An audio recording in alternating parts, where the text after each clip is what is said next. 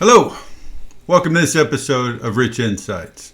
I'm Don Rich, the Chief of Investments for Esoterica Capital Management. Today's topic is energizing the credit markets.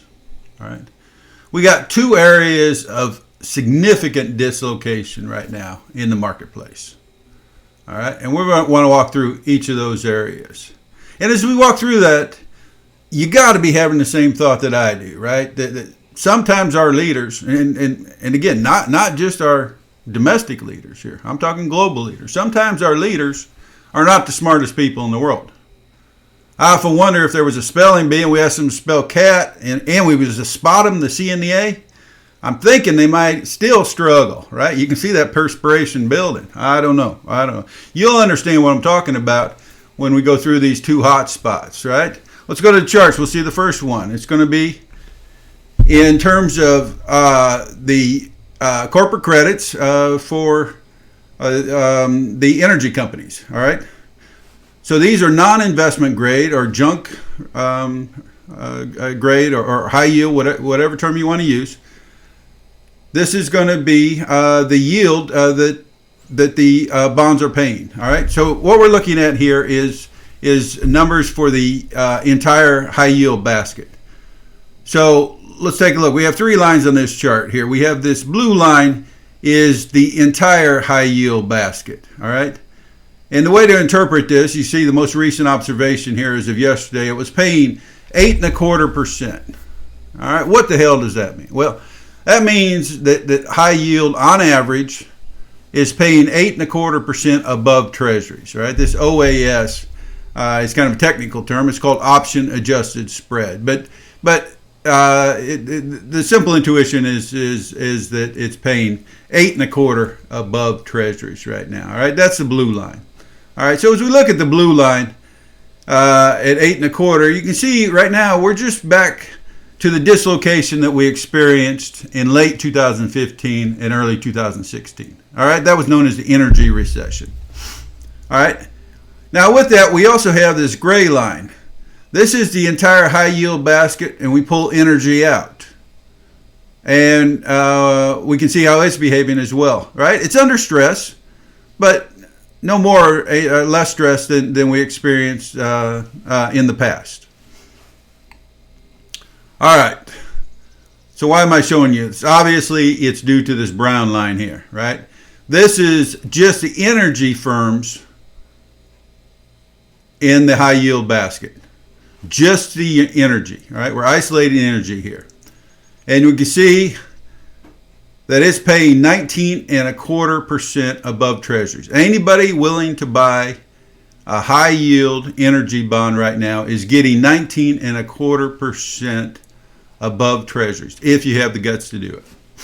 All right.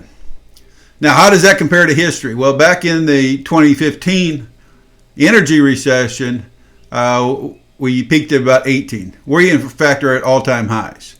You say, Fat Man, why does this chart not go back to 2008? I want to see how it was blown out. Well, in 2008, the number was actually 16. It was on the 16 handle in 2008. Because you remember energy prices, even though there was dislocations in all the markets in 2008, but energy prices were actually elevating while the rest of the world was going to hell. All right? So we really only need the last 7 years, right? We don't need to go back to 2008 to see the importance of this chart. So this is the first area of tremendous concern right now. And for the most part, nothing's being done about it. All right. Now, you remember on Friday, part of the president's stimulus package was twofold, right? He was going to he's going to forgive interest on student loans. What the hell was that about? I don't know. Not principal, not loan forgiveness, just the interest payments. He was going to forgive those. And the second thing, he was going to start buying oil. Well, the reason for that was to try, I guess, in some attempt to save the oil producers. And you can see, based on this chart, they obviously need saving. All right, but that's really about all that's being done right now. So there's nothing in the works to save the oil industry right now, and the market's reflecting that. Right. The second area of concern right now is the commercial paper market. All right, so what is commercial paper? Commercial paper is unsecured IOUs the corporates issue. They issue them all the time. All right, it's just to maintain their liquidity. They use corporate paper to pay for things like accounts payable, to buy inventory and stuff like that. All right. But right now, no one wants to buy that commercial paper. All right. So that's creating a liquidity problem for companies. And the Fed itself can't buy commercial paper directly, right? We've talked about this before. The Fed cannot purchase any privatized credits. So what's going on here? The Fed is, we told you on Sunday, right? The most meaningful thing the Fed did on Sunday was not lowering interest rates 100 basis points. That wasn't it. It wasn't even the $750 billion quantitative easing program. I told you then, the most meaningful thing they did was they took the discount rate and also made that essentially zero. They pegged it at 25 basis points.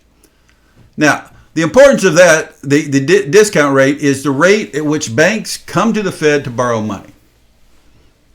All right. Normally, nobody comes to the Fed to borrow money, right? The Fed is known as a lender of last resort for a reason. Right? If a bank needs money, their first choice isn't to go ask the Fed for it.